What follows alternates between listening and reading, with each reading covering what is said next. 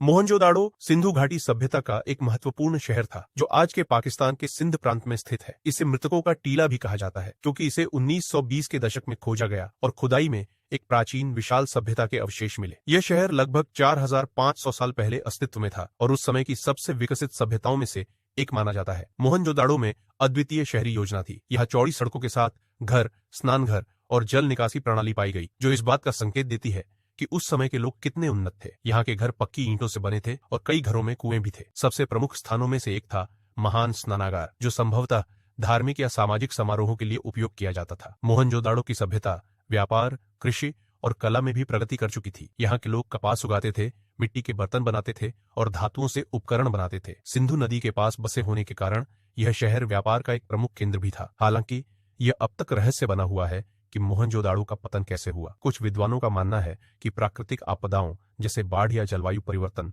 ने इसे बर्बाद कर दिया। अन्य यह भी मानते हैं कि आक्रमणों ने इस शहर को विनाश की कगार पर पहुंचा दिया। आज मोहनजोदाड़ो यूनेस्को की विश्व धरोहर स्थलों में से एक है और पुरातत्वविदों के लिए एक महत्वपूर्ण अध्ययन का केंद्र है। यहाँ से मिले अवशेष हमें उस प्राचीन सभ्यता की सामाजिक, आर्थिक और सांस्कृतिक संरचना की जानकारी देते हैं जो एक समय में अत्यधिक विकसित और समृद्ध थी।